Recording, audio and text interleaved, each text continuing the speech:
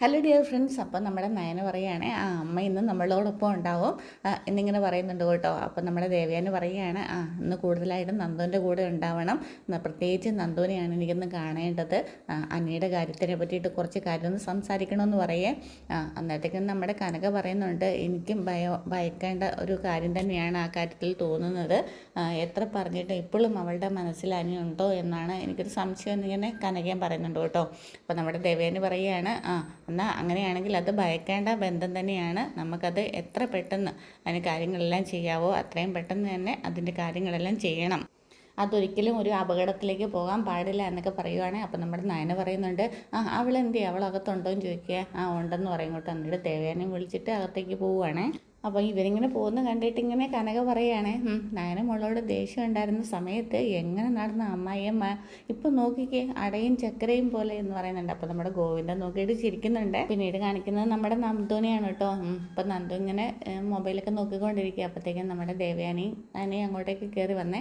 അന്നത്തേക്കും കണ്ടപ്പോൾ തന്നെ എണീച്ച് ചിരിക്കുകയൊക്കെ ചെയ്യും കേട്ടോ. എന്നിട്ട് പറയും, ഞാനിവിടെ വരുമ്പോഴത്തേക്കിന് എന്നോട് എല്ലാവരും പറഞ്ഞിട്ടാണ് ഇവിടുന്ന് നിന്നെ ഉപദേശിക്കണമെന്ന്. ആദർശേട്ടനും അമ്മയൊക്കെ അവരുടെ ബന്ധം നല്ല രീതിയിൽ നടക്കണം, നിലനിന്ന് പോകണം എന്നാണ് അവർ ആഗ്രഹിക്കുന്നത്.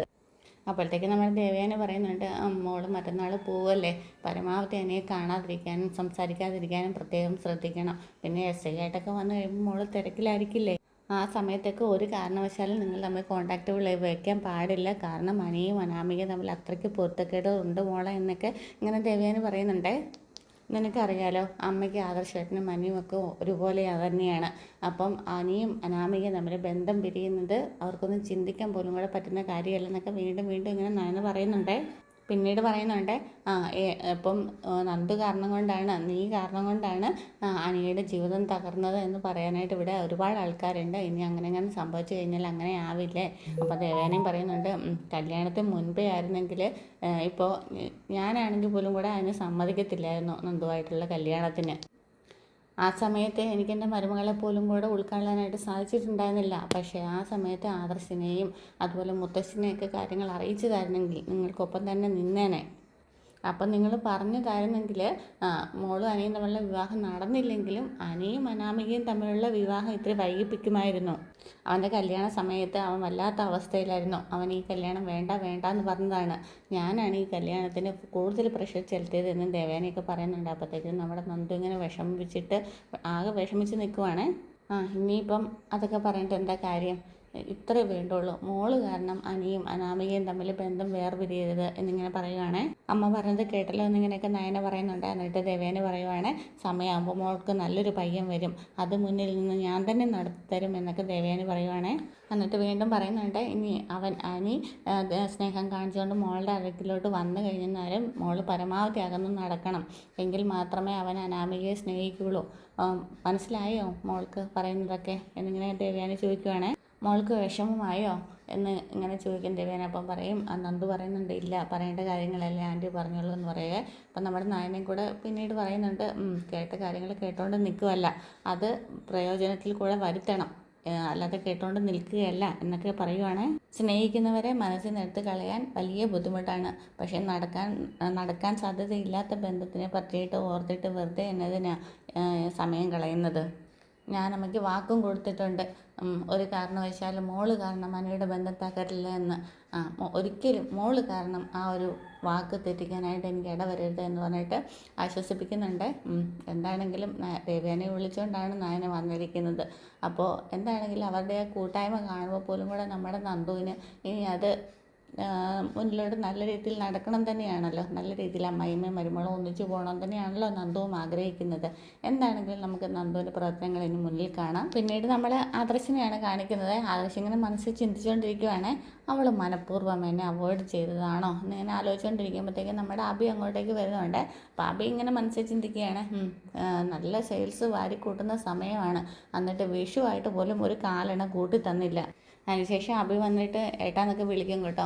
എന്താടാന്ന് ചോദിക്കുക, ഏട്ടാ വിഷു അല്ലേ വരുന്നത്, അപ്പോൾ എന്നിങ്ങനെ പറയുവേ. അപ്പം അതിനെന്താ നിനക്ക് ക്യാഷൊക്കെ ശമ്പളമൊക്കെ കൃത്യമായിട്ട് തന്നെ തന്നല്ലോ എന്നിങ്ങനെ പറയുവേ. അല്ല വിഷുവൊക്കെ അല്ലേ വരുന്നത്, അപ്പം നവ്യക്ക് എന്തെങ്കിലുമൊക്കെ മേടിച്ച് കൊടുക്കണ്ടേ, അവർ പ്രസവമല്ലേ വരുന്നതെന്നൊക്കെ ചോദിക്കുക. അതിന് പ്രസവത്തിൻ്റെ കാര്യങ്ങളൊന്നും നീ നോക്കണ്ട, ഞാനും നാനെയും കൂടെ നോക്കിക്കോളാം എന്ന് പറയുക. അത് കഴിഞ്ഞിട്ടാണ് കേട്ടോ വിഷുവിൻ്റെ കാര്യം പറയുന്നത്. അപ്പോൾ വിഷുവിനും എന്തെങ്കിലും മേടിച്ച് കൊടുക്കണ്ടേ എന്നൊക്കെ ചോദിക്കുവേ. അന്നേരത്തേക്കിനും പറയും, നിനക്ക് കിട്ടുന്ന ശമ്പളം മൊത്തത്തിൽ നിൻ്റെ കയ്യിലുണ്ടല്ലോ, ഇനി വേറെ ചിലവൊന്നും ഇല്ലല്ലോ, പിന്നെന്താ അതൊന്ന് കൊടുക്കത്തോടെയും ചോദിക്കുക. ഇനി നവ്യക്ക് കൊടുക്കാൻ തന്നെയാണോ നീ പൈസ ചോദിക്കുന്നത് എന്നൊക്കെ ഇങ്ങനെ ആദർശം ചോദിക്കുന്നുണ്ട്. എന്നിട്ട് അവരിങ്ങനെ സംസാരിച്ചുകൊണ്ടിരിക്കുമ്പോഴത്തേക്കിനും ഏടാ നീ അവളെ ശരിക്കും സ്നേഹിക്കുന്നത് തന്നെ ഉണ്ടോ എന്നൊക്കെ ചോദിക്കുക. അന്നേരത്തേക്ക് നമ്മുടെ അഭി പറയും, അവൾ ഇവിടുന്ന് പോയി കഴിഞ്ഞതിന് ശേഷമാണ് എനിക്ക് ഭയങ്കര സങ്കടമായത്. അതെന്താണെന്ന് ചോദിക്കുക. അന്നേരം പറയും, ഏട്ടത്തി ഇവിടുന്ന് മാറിക്കഴിഞ്ഞാൽ ആദർശേട്ടന് സങ്കടം വരില്ലേ, അപ്പോൾ അവൾ പോയി കഴിഞ്ഞപ്പോഴാണ് എനിക്ക് ആ ഫീലിംഗ് ഉണ്ടായതെന്നൊക്കെ പറയും കേട്ടോ. അപ്പം നമ്മുടെ ആദർശ് ചോദിക്കും, വന്നിട്ട് പ്രഗ്നൻസി സമയത്ത് അങ്ങനെയുള്ള സ്നേഹമൊന്നും ഞാൻ കണ്ടില്ലല്ലോ നിൻ്റെ അടുത്ത്. എന്നിട്ട് ആദർശ് ഇങ്ങനെ നിരത്തി ചോദിക്കുവാണേ, ഒരു 7ാം മാസത്തെ ചടങ്ങിന് ഒരു സാരി പോലും മേടിച്ചു കൊടുത്തില്ല, അതും പോട്ടെ അന്ന് മുല്ലപ്പൂ മേടിക്കാനാണെന്ന് പറഞ്ഞ് പോയിട്ട് അതും മേടിച്ചുകൊണ്ട് വന്നില്ല എന്നൊക്കെ ഇങ്ങനെ ആദർശ് പറയുവാണ്. അപ്പം നമ്മുടെ അഭി ഇങ്ങനെ ആകെപ്പാടെ സങ്കടത്തിൽ നിൽക്കുവാണ്. അതിലെനിക്ക് കുറ്റബോധം ഉണ്ടെന്നൊക്കെ നമ്മുടെ അഭി ഇങ്ങനെ പറയുമ്പോഴത്തേക്കിന് ആദർശ് പറയുന്നുണ്ട്, കുറ്റബോധം എന്ന് പറഞ്ഞാൽ കുറ്റബോധത്തിനും കൂടെ അപമാനം ഉണ്ടാവും എന്നൊക്കെ പറയുന്നുണ്ട്. എന്നിട്ട് പറയുന്നുണ്ട്, നിൻ്റെ അക്കൗണ്ടിലേക്ക് ഞാനൊരു എമൗണ്ട് ട്രാൻസ്ഫർ ചെയ്തേക്കാം, പക്ഷേ അത് ഈ പറഞ്ഞ കാര്യങ്ങളൊക്കെ വിനിയോഗിച്ചേക്കണം എന്നും പറയുന്നുണ്ട്. ഇനി ഞാൻ മാറാൻ ശ്രമിക്കുന്നുണ്ട് ഏട്ടാന്ന് പറയാം. അപ്പം ആദർശ് പറയുന്നുണ്ട്, അന്ന് മലയ്ക്ക് പോയ പോലെ ആകല്ലേ, അന്ന് മലയ്ക്ക് പോയപ്പോൾ ഒരുപാട് പരീക്ഷണങ്ങൾ നേരിട്ടതാണ്, ഇനിയും അതുപോലുള്ള പരീക്ഷണങ്ങൾ നിനക്ക് നേരിട്ട് വന്നാൽ നിനക്ക് തടുക്കാൻ പറ്റത്തില്ലെന്നൊക്കെ പറയുവേ. അല്ല ഈ കറക്റ്റായ രീതിയിൽ നിന്നില്ലെങ്കിൽ ഇപ്പം നിനക്ക് മാസം ശമ്പളം കിട്ടുന്നുണ്ട്, ആ ശമ്പളം കൂടി ഇല്ലാതാക്കരുത് എന്നാ പറയുന്നതെന്ന് പറയും കേട്ടോ. അപ്പോഴത്തേക്കും നമ്മുടെ അഭി പറയും, ഇല്ല ഏട്ടാന്ന് പറയുവേ. എന്നിട്ട് ആദർശ് അങ്ങോട്ട് പോകുമ്പോൾ അഭി ഇങ്ങനെ മനസ്സിൽ വിചാരിക്കുന്നുണ്ട്, MD ആയിരുന്നിട്ടും വെറും നക്കാപ്പിച്ചിയാണ് തരുന്നത് അവൻ്റെ ഒരു ഉപദേശം എന്നൊക്കെ ഇങ്ങനെ മനസ്സിൽ വിചാരിക്കുന്നുണ്ട് കേട്ടോ.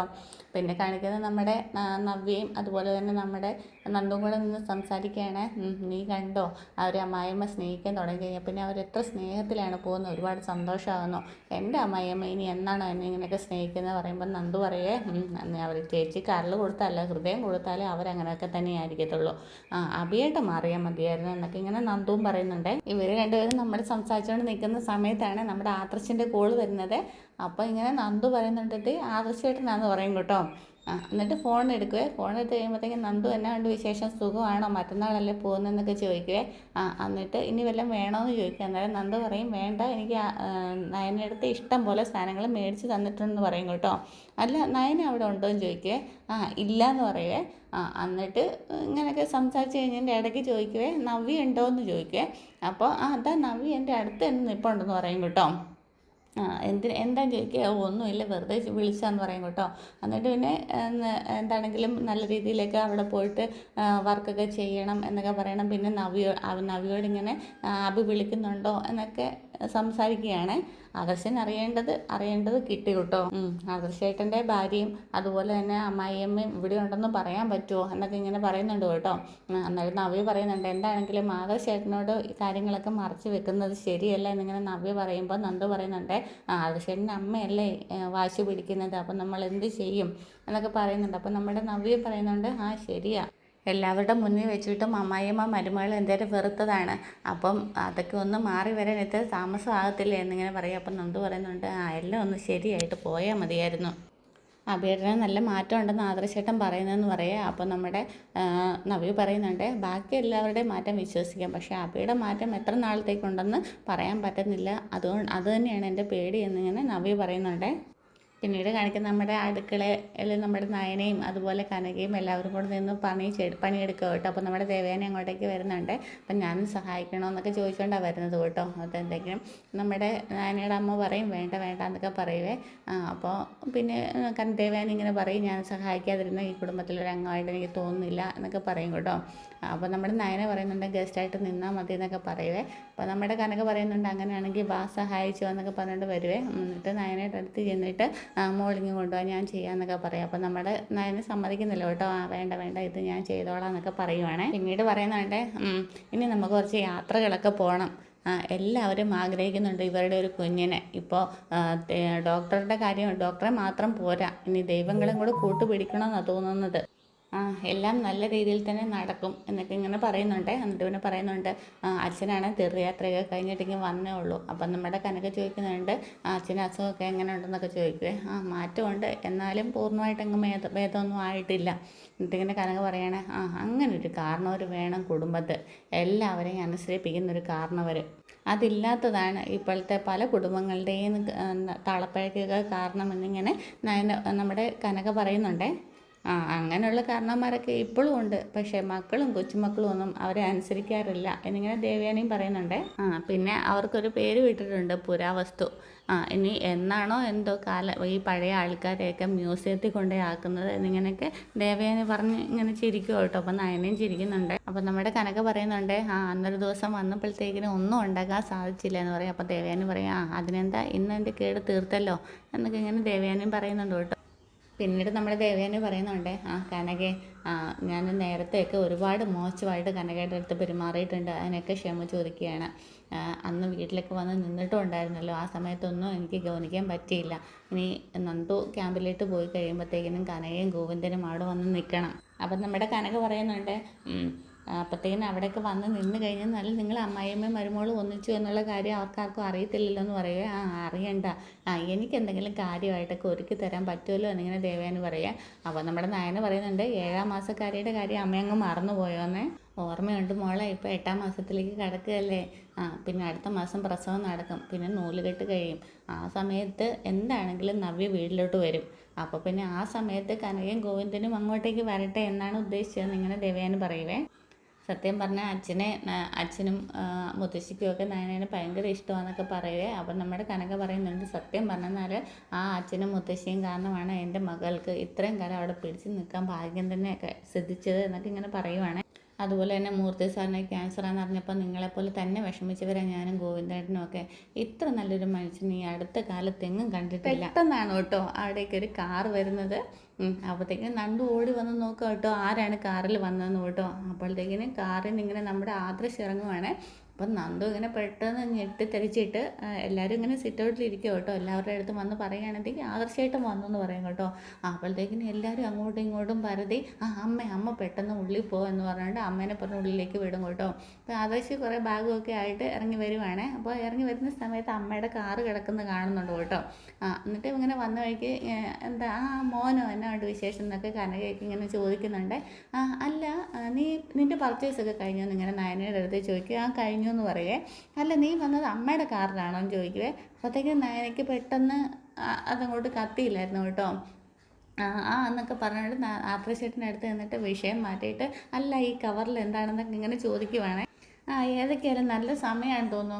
അകത്തെ അടുക്കളയിൽ നല്ല മണമൊക്കെ വരുന്നുണ്ടല്ലോ എന്ന് പറയുവേ. അത് ഞാനും മോളും ഗോവിന്ദേട്ടനും കൂടിയായിരുന്നു ഇന്ന് പാചകം എന്നൊക്കെ ഇങ്ങനെ കനക പറയും കേട്ടോ. അപ്പം നമ്മുടെ ആദർശ് പറയുന്നുണ്ട്, 3 മക്കളും കൂടെ ഒന്നിച്ച് സമയമല്ലേ, എല്ലാവരും ആഘോഷിക്കുമായിരിക്കുമല്ലേ എന്നൊക്കെ ഇങ്ങനെ ചിരിച്ചുകൊണ്ട് ആദർശം പറയുന്നുണ്ട്. എന്നിട്ട് ഗിഫ്റ്റൊക്കെ നീ തന്നെ എല്ലാവർക്കും വീതിച്ച് കൊടുക്കുക എന്നൊക്കെ പറയുന്നുണ്ട് കേട്ടോ. എന്നിട്ട് നന്ദുവിനോട് ചോദിക്കുന്നുണ്ട്, പോകാനുള്ള തയ്യാറെടുപ്പുകളൊക്കെ നടത്തിയെന്ന് ചോദിക്കുന്നുണ്ട്. എന്നിട്ടേക്കും നമ്മുടെ ഗോവിന്ദൻ പറയുന്നുണ്ട്, തയ്യാറെടുപ്പുകളൊക്കെ നേരത്തെ തന്നെ നടത്തിയതല്ലേ, ഇനി പ്രത്യേകിച്ച് അതിനെപ്പറ്റി പറയാനൊന്നുമില്ല. നിങ്ങൾക്ക് ഇങ്ങനെ ഗോവിന്ദനും പറയുന്നുണ്ട് കേട്ടോ. അബി ഇപ്പോൾ വിളിക്കുന്നതും വരുന്നതൊക്കെ ഉണ്ടല്ലോ അല്ലേ എന്നൊക്കെ പറയും. ഉണ്ടെന്നൊക്കെ പറയും കേട്ടോ. പിന്നെ നയന ഇങ്ങനെ പറയുവാണേ, അബി ഇടയ്ക്ക് വന്നിരുന്നു, ചേച്ചിയും കൊണ്ട് പുറത്തൊക്കെ പോയിരുന്നു എന്നൊക്കെ പറയുന്നുണ്ട്. അങ്ങനെ അവൻ മാറിക്കഴിഞ്ഞാൽ അവന് പരമാവധി എന്തൊക്കെ സ്ഥാനം കൊടുക്കാവോ കമ്പനിയിലൊക്കെ നല്ല സ്ഥാനമൊക്കെ കൊടുത്ത് നല്ലൊരു പവറിൽ ഞാൻ അവനെ വെക്കും. ഞാൻ അവൻ്റെ അടുത്ത് പറഞ്ഞിട്ട് ഉള്ളതാണ് എന്നൊക്കെ ഇങ്ങനെ പറയുന്നുണ്ട്. ആദർശമായിട്ട് ഇങ്ങോട്ട് വരുന്നുണ്ടെങ്കിൽ ഒന്ന് പറഞ്ഞിട്ട് വരായിരുന്നില്ലേ, അങ്ങനെയെങ്കിൽ ഞങ്ങളൊക്കെ കരുതി വെക്കുമായിരുന്നല്ലോ എന്നൊക്കെ ഇങ്ങനെ നയന ചോദിക്കുന്നുണ്ട്. അപ്പം നമ്മുടെ ആദർശ് പറയുന്നുണ്ട്, അതൊന്നും കുഴപ്പമില്ല, എനിക്കുള്ളതൊക്കെ മതി എന്നിങ്ങനെ പറയുന്നുണ്ട്. അപ്പം നമ്മുടെ കനക പറയുകയെ, അങ്ങനെയെങ്കിൽ മോള് ഇതെല്ലാം കൂടെ കൊണ്ട് ഉള്ളി വെക്കുക, എന്നിട്ട് ആദർശ് മോന് ഭക്ഷണം വിളമ്പി കൊടുക്കുക എന്നിങ്ങനെ പറയുക. അപ്പോൾ ആദർശ് പറയുകയാണേ, ഇടയ്ക്കൊരു നന്ദു പോവുമല്ലേ, നമുക്ക് എല്ലാവർക്കും കൂടി ഇരുന്ന് ഒന്നിച്ചിരുന്ന് ഭക്ഷണം കഴിക്കാമെന്നിങ്ങനെ പറയുന്നുണ്ട് കേട്ടോ. അപ്പോൾ നമ്മുടെ നയന പറയുന്നുണ്ട്, ആദർശമായിട്ട് കൈ കഴുകിയിട്ട് വാന്നൊക്കെ ഇങ്ങനെ പറയുന്നുണ്ട് കേട്ടോ. അന്നത്തേക്കിനും പിന്നെ ആദർശ് ഇങ്ങനെ മനസ്സിൽ വിചാരിക്കുവാണേ, ഞാൻ ഇങ്ങോട്ടേക്ക് വന്നപ്പോഴത്തേക്കിനും എല്ലാവരും ഭയന്നതുപോലെ ഉണ്ടായിരുന്നു, എന്നെ പേടിക്കുന്ന പോലെ, എന്നെ പ്രതീക്ഷിക്കാത്തതുപോലെ ഒക്കെ ഇങ്ങനെ മനസ്സിൽ വിചാരിക്കുവാണ്. പിന്നീട് നമ്മുടെ കനക അവിടുന്ന് പെട്ടെന്ന് തന്നെ എസ്കേപ്പ് ആവുകയാണ്. മോന് വിളമ്പി കൊടുക്കുക എന്നൊക്കെ പറഞ്ഞിട്ട് ഇങ്ങോട്ടേക്ക് നമ്മുടെ ദേവേനയുടെ അടുത്തേക്ക് വരുവാണ്. അപ്പം നോക്കുമ്പോഴത്തേക്കിന് റൂമിൽ നമ്മുടെ ദേവേന ഇരിക്കുകയാണല്ലോ. അല്ല, ഈ റൂമിലാണോ കയറി ഇരുന്നത്, ഇത് ആദർശ് മോൻ വരുമ്പോഴത്തേക്കിന് ഉപയോഗിക്കുന്ന റൂമാണെന്നൊക്കെ ഇങ്ങനെ പറയുവേ. ആണോ, ഇത് നല്ല റൂമാണ്, ഞാൻ വന്നു കഴിഞ്ഞപ്പോഴത്തേക്കിനും ശ്രദ്ധിച്ചിരുന്നു, അവൻ്റെ ഷർട്ടൊക്കെ അവിടെ കണ്ടു. അപ്പോൾ പറയാം, ഏറ്റവും നല്ല റൂം തന്നെയാണ് കൊടുക്കാനായിട്ട് ഉദ്ദേശിച്ചത് എന്നൊക്കെ പറയുവേ. ഇതൊക്കെയെല്ലാം വീടെടുത്ത് തന്നതല്ലേ എന്നൊക്കെ ഇങ്ങനെ പറയും കേട്ടോ. അതിനൊന്നും അവന് കുഴപ്പമൊന്നും ഇല്ല എന്നിങ്ങനെ ദേവയാനി പറയുന്നുണ്ട് കേട്ടോ. അപ്പോഴത്തേക്കും നമ്മുടെ കനക പറയും ആദർശ് മോനെ ഭക്ഷണം കഴിക്കാനായിട്ട് ഇരുന്നു എന്നൊക്കെ ഇങ്ങനെ പറയും കേട്ടോ. പിന്നെ നമ്മുടെ നയനയാണ് കാണിക്കുന്നത്. ഷോ അമ്മയായിട്ട് ഒന്നിച്ചിരുന്ന് ഭക്ഷണം കഴിക്കാമെന്ന് വിചാരിച്ചതാ, അതും നടന്നില്ല എന്നൊക്കെ ഇങ്ങനെ നയന മനസ്സിൽ വിചാരിക്കുന്നുണ്ട്. എന്നിട്ട് പിന്നെ കനക പറയുന്നുണ്ട്, ആദർശ് മോൻ എന്താ ഒരു മുന്നറിയിപ്പും ഇല്ലാതെ ഇങ്ങോട്ട് വന്നതെന്ന് മനസ്സിലാവത്തില്ല, പെട്ടെന്നാണ് വന്നത്, ഇനി എന്തെങ്കിലും ഡൗട്ട് കാണുമോ എന്നൊക്കെ ചോദിക്കുന്നുണ്ട്. അപ്പോൾ നമ്മുടെ ദേവേനെ പറയുന്നുണ്ട്, അങ്ങനെയൊന്നും ഉണ്ടാവില്ല, അവന് ഒരു നിമിഷം പോലും നയനനെ കാണാതിരിക്കാൻ പറ്റത്തില്ല, അതുകൊണ്ടാണ് ഇങ്ങനെ ദേവയാനിയും പറയുവാണേ. സത്യം പറഞ്ഞാൽ അവനിങ്ങനെ ജോലി സമയത്ത് ഒരിക്കലും കറങ്ങി നടക്കുന്നതല്ല. ഇതിപ്പോൾ ഭക്ഷണം കഴിക്കുന്ന സമയമല്ലേ, ഭാര്യൻ്റെ ഒപ്പം ഇരുന്ന് ഭക്ഷണം കഴിക്കാന്നൊക്കെ വിചാരിച്ച് കാണും. അതെ ആദർശ് മോൻ ഇവിടെ വെച്ച് അമ്മനെ കണ്ടിരുന്നെങ്കിൽ അതോടെ പിടിക്കപ്പെട്ടേനെ എന്നിങ്ങനെ പറഞ്ഞ് ചിരിച്ചുകൊണ്ട് നിൽക്കുവാണ്. അപ്പോൾ ഇനി നമ്മുടെ കാണിക്കുന്ന ആദർശിനെ കേട്ടോ മൊത്തത്തിലൊരു സ്പെല്ലിംഗ് മിസ്റ്റേക്ക് ആണല്ലോ ഇങ്ങനെ വിചാരിച്ചുകൊണ്ടിരിക്കുന്ന സമയത്താണ് ഇന്നത്തെ എപ്പിസോഡ് പൂർണ്ണമാകുന്നത്. അപ്പോൾ ഇനിയും ഇതുപോലെയുള്ള കഥകൾ കിട്ടുന്നതിന് വേണ്ടിയിട്ട് സബ്സ്ക്രൈബ് ചെയ്യാൻ മറക്കല്ലേ. Okay, thank